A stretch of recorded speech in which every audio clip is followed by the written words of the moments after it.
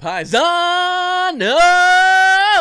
What's going on, Paisanos? V here, coming at you guys, well, with another market watch today.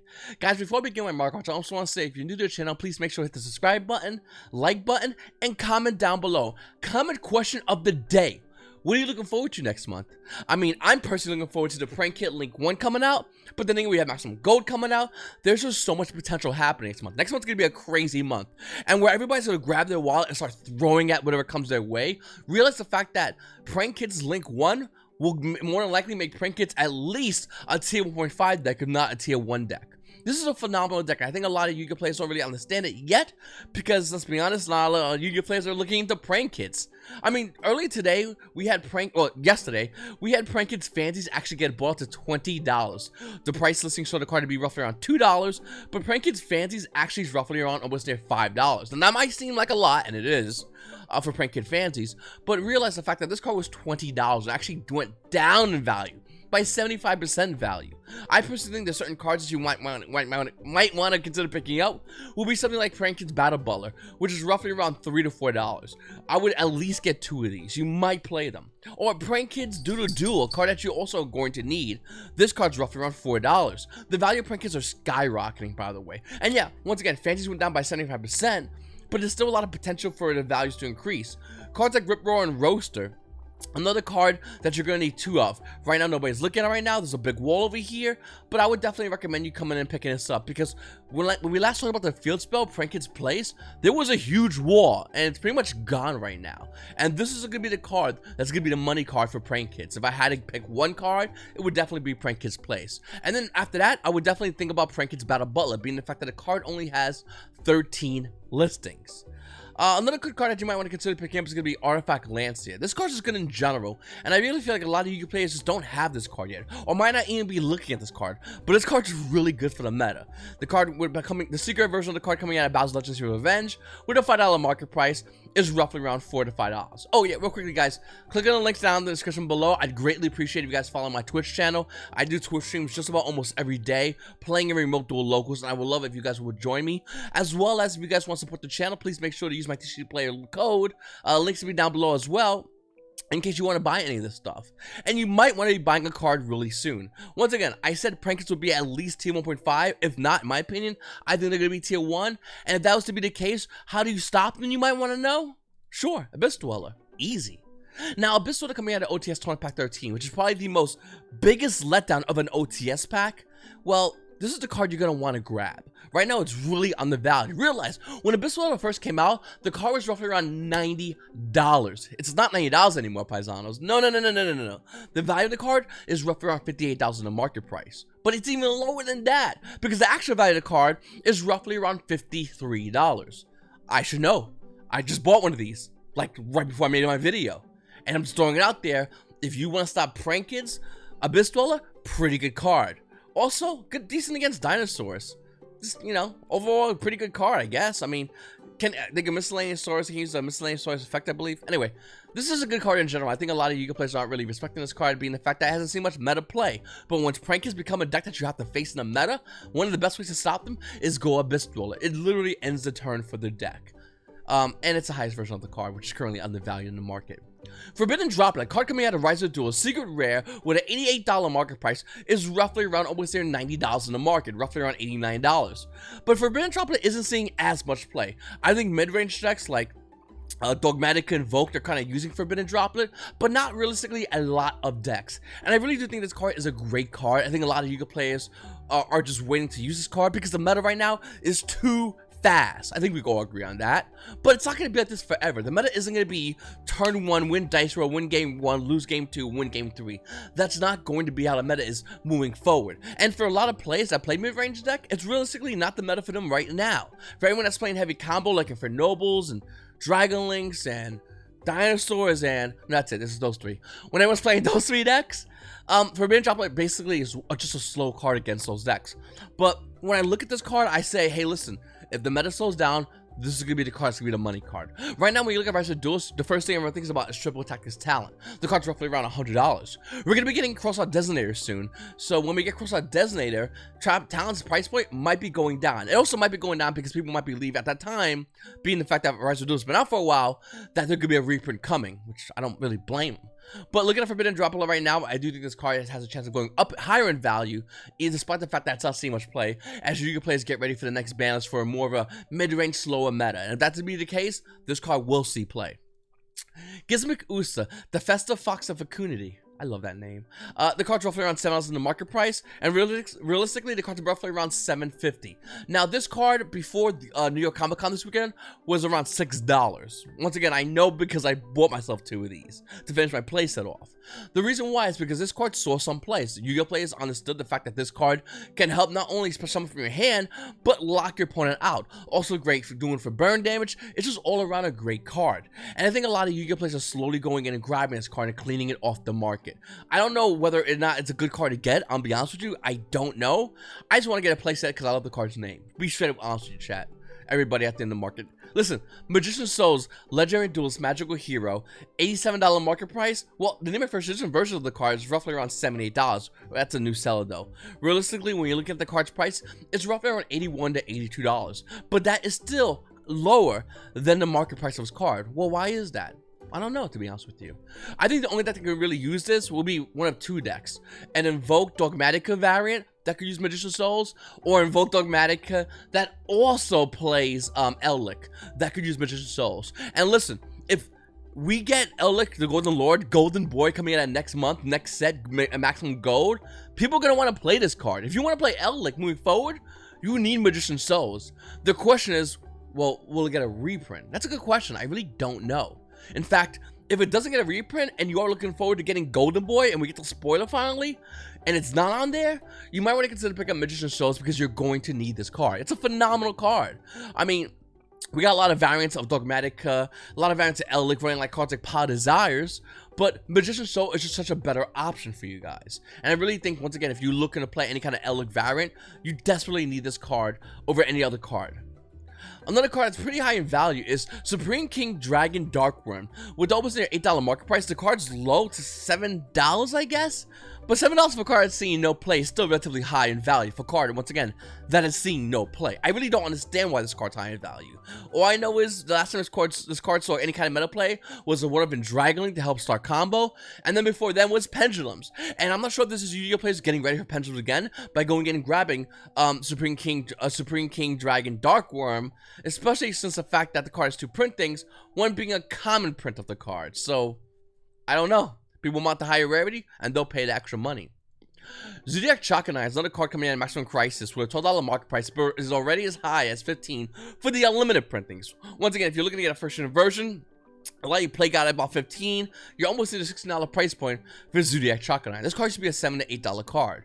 Well, people are getting really excited for Zoodiac Tri-Brigade, and it does look like a really good deck. I don't know if it's going to be tier 1. I have zero idea. I think at the very least, this deck will be a tier 1.5. Tri-Brigade is a big deal for Zoodiac, and Yu-Gi-Oh players currently playing Zoodiac already can tell you that is a game changer for them.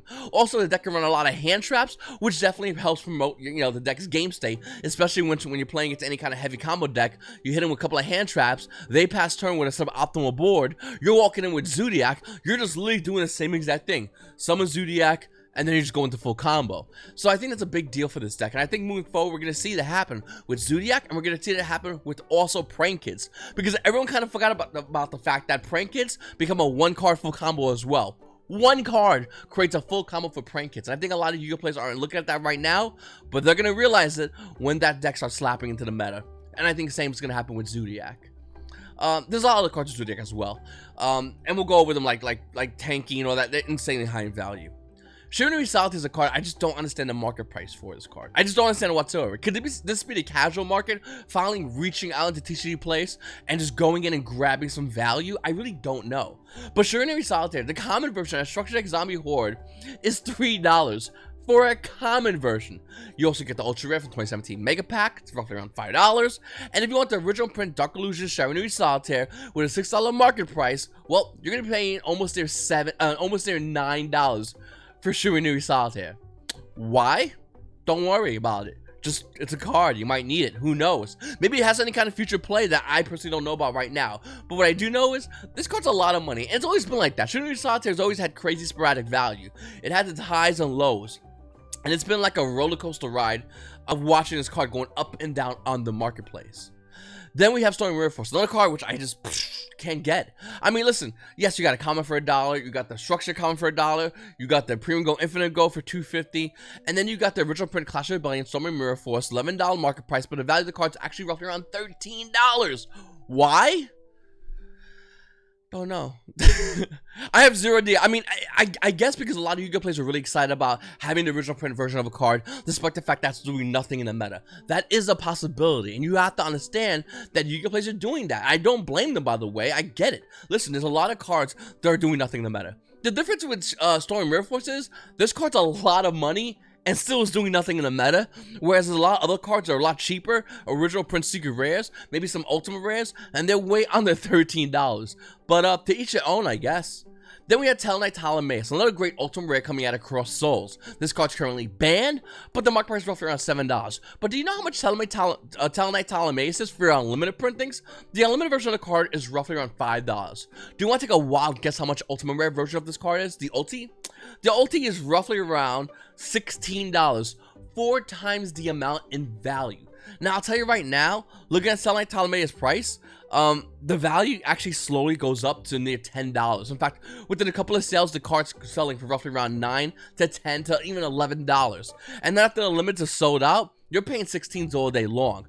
3 listings here at TCG Player. You got a 3-wall over here when the card's for around $17. After that, everything else behind it is single print listings. This is a really good card to invest in. Whether or not this card does anything for Tellarknight, I mean, let's be honest. If this card came off the ban list, it's not going to do nothing for Tellarknight. I'm sorry, Tellarknight players. This card won't do nothing. But if it was to come off the ban list, that would be the best time to get rid of this card. Because the hype will make Yu-Gi-Oh players go crazy if this card comes off the ban list. Once again, I think if this card comes off the ban list, it's not going to do nothing because Tellarknight won't do nothing with this card, but it's fun to dream. But it'd be a good and opportune time to get rid of this card. I have a bunch of these, and to be honest with you, I'm just waiting. The minute this card comes with a ban list, I'm unloading it. People can test it out, do whatever they want. I might keep one for myself, to be honest with you, but the rest I'm getting rid of. And that's the end of it. And that's what you gotta do in these kind of cases. This card is super undervalued at $4, but it quickly goes to $10. Keep that in mind. And it will eventually be hitting $10. Let's not get a mistake here. Nobody's throwing Tellarknight Ptolemaeus up in the marketplace right now. Everyone who owns one copy of this card at least does it for a reason, because they know the fact that there's a real possibility this card can come off the ban list. And the minute it does, it ain't $4 when you have to go and buy it when it comes to the ban list. It's gonna be probably around $20, $30, maybe even $40 for the unlimited printing. I don't even want to speculate how the first version is going to be. Just madness. Cavalry Centaurea, coming out Secrets of Eternity as an ultra rare with a $7 market price, has jumped up to be roughly almost $12 in the marketplace. There's a couple of copies of this card, and if you want to buy the 2015 Megaton version of the card, well, that's a little bit cheaper. It's roughly around $8 in the market price, but it's slowly going up in value. It's roughly around currently $10 with its actual price listing for the 2015 version of Cavalry Centaurea. Once again, I don't know why, and if you do know why, please let me know in the comment section down below. I have zero idea what it's cost with money, but it is. It's worth a good amount of money. Then we have OTS Flash Pack 14. I cannot wait to start cracking some of these packs. Listen, Paisanos, I'll tell you right now, I'm definitely getting my playset of Nibiru. I'm definitely getting my playset of Suapali, and there's nothing that can be done about it. Whether I pull it or buy it, I don't care. Ultimate Rare Nibiru may not, supposedly people are saying that do own the card. It's not the best looking Ultimate Rare, but it's max value. And I have a sickness, chat. I have a sickness to everybody watching. Listen, Nibiru the Prior Being is a very good card. Is it $125 good? Did not say that. It's not. It's roughly around $80 good, and that's the price I think the card will be going down to eventually, especially if we will see a reprint, hopefully, in maximum gold. And it would make a lot of sense. Think about it, Paisanos. Nibiru the Primal Being getting reprinted in getting reprinted in ultimate in the maximum gold would make perfect sense. Konami has the high rarity, they have a middle rarity, and then they have a low rarity version, and that's where the maximum gold version would be. Initially, it won't be there yet, but eventually, once the price sells for maximum gold, it will be the lowest version. I'm speculating if that was to be the case. Once again, we don't know. I'm pure speculating here. The prismatic secret rare version of Nibiru would probably be in the ballpark roughly around $6 to $7, whereas the gold version probably $3 to $5.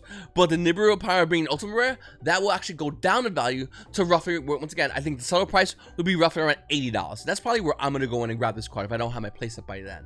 Also, we have super polymerization. The card's roughly around $76. It's going lower every single day. Look at the market price. It's showing the card to be roughly around $78. Yeah, it only went down $3, but that's $3 a day. Tomorrow, another couple of bucks. Next day, another couple of bucks. Super polymerization coming at OTS 1 Pack 4 Ultimate Rare will be selling roughly around $50. No doubt in my mind. And that's where I'm going to go in and buy the ones if I don't have my playset already. I think it's a great card. I think it's a card that is not going to be used right now. But once you get the summer ban list, it's definitely a great contender. As far as everything else over here, I mean, it's cool that we see Smoke Grenade of the Thief. It's $4. It's down from $5. It's going to continue going lower. It's a 1 of. A point of Red Lotus is not seeing as much play. It's roughly around $6.50. It'll probably be hitting 4 soon.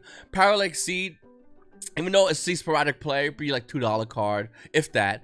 Red Layers are $4 right now. They're kind of holding, but I don't know how long would they be able to hold for. Madolche mentioned loud roughly around $3. It's probably not going to be going anywhere anytime soon. I'll talk about that in a second. And then look at the rest of the cards over here. They're all relatively low, already under $1. So if you're looking to buy not this stuff, there's a lot of great cards here that are under $1 that you might want to consider picking up. Real quickly though, Ojama Country at a Raging Battle needs a reprint. Listen, Konami, I don't know if you're watching. I have zero idea.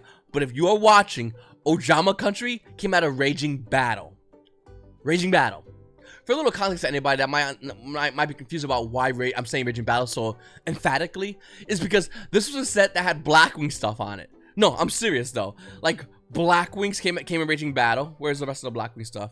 That's why I remember this set mentally for. But of course, there's other cards. Yeah, Forbidden Shadows, Powerful Dragon, in both versions. Urbana Motor Sila Pisu. In fact, it also had Kakakpapa Apu. That's the name. And a bunch of other cards. What came in this set? That was Blackwings. I feel like Blackwings did come in this set, but I can't find it. Hold on 1 second. We're going on a little journey. Paisanos. I know Blackwings came in there. Crimson Crisis. Or maybe it was Crimson Crisis. Where was the 1800? Where was not Board of Spear? Shura. Shura came in that set. Got him. No, not what? Not that Vanguard. What the hell, dude? Boom. Shura. Once again, Blackwings. Raging Battle. This is the last time we saw Ojama Country in printing. It's a solo print card. It's a $9 rare. In fact, if you want the limited version, it's roughly around $10. If you want the first edition version, you're in luck. It's still roughly around $10 for Ojama Country. They are not doing nothing, but they are a lot of money. This should be reprinted. I'm glad we saw Lancia Dragoons get reprinted. It desperately needed a reprint. And yeah, to a degree, yes, Swafrog. I'm glad that got a reprint. But why is Ojama Country still $10? Like, why is it so hard not to reprint this card? I don't understand it. Just reprint it already. I mean, yes, you got all the Ojamas. And yes, people watching this video right now, let's say this video gets like, I don't know, 3,000 views. Out of the 3,000 people watching this video, probably 2 of them have Ojamas, but this card should not be $10 nevertheless. This is an imbalance in the market. I would love to see Konami reprint this card and kind of stabilize that balance. Going back to Madolche's, there's still money. I mean, don't get me wrong, I'm glad Konami's finally getting reprints for Madolche's, but they're just not doing enough reprints. Can we get some maximum gold reprints, or maybe some other reprints coming up soon for Madolche's? Because look at the Madolche pudding says the common version of the card is roughly around $7. In fact, Paisanos, if you want the original print Ultra Rare out of Return Duelist, I'm not even going to look at Ultimate Rare, by the way. If you want this version, it's $14. Higher than its current, actually no, lower than its current $16 market price. Ooh, save $1 or $2 for a Madolche pudding set that came out of both Return of the Duelist and Astral Pack 7. Oh, that's not long ago. Then we have other cards like Madolche Queen Tiramisu coming out of Astral Pack 6. That's a common, once again, common for $5. Even the gold rare version at a premium gold return to the bling, arguably the worst gold rare version, is roughly around $9,000 in the market price. And once again, I'm not talking about ultimate rares, those are insanely expensive. But if you want an original print ultra version of Madolche Queen Tiramisu with a $14 market price, you're in luck, because cards roughly around, what is that, like $11 for unlimited, and first edition version is stabilizing roughly around $13. Like, this is the thing with Madolches. I really like Madolches. I kind of want to play Madolches. I would love to see rarity bumps with cards like Madolche Chateau, Madolche Ticket, but you can't see rarity bumps in a deck that needs reprintings for its actual core. And once again, I'm glad Konami is finally reprinting a lot of cards, like Messenger Lotto, which was a very expensive rare, and other cards that have been reprinted recently as well, but we still need a lot more Madolche reprints. I really feel like Konami needs to just slap us with a bunch of Konami Madolche reprints and call it a day. It needs to happen in one shot and let's move on, because these cards are definitely expensive. And this is not a tier 1 deck. Arguably 1.5, I think realistically a tier 2 deck. That's where I see Madolches right now. But there's no reason for you to go ahead and buy Madolches. They should have been reprinted. They are old cards. And don't get me wrong, I like Madolches a lot and I would love to play them, but at that value, it's nowhere near going in and putting your money into this deck core. It makes zero sense because it's so overpriced. And if you own Madolches and you bought it when it was cheap, congratulations, you own a lot of money. Now here's the question: do you sell it because it's gonna get a reprint, or you're like, whatever, I'll go down the ship? And I don't blame you. Max rated Madolches look gorgeous. Anyway, Pizzazz, I really appreciate you guys watching my videos. Thank you so much. Once again, like I said, please make sure to subscribe if you haven't subscribed already. Hit the like button, comment down below. I'm probably gonna shave tomorrow because I'm wolfing over here. But I really appreciate you guys watching my video once again. It's your boy V, and you paisanos have a great day.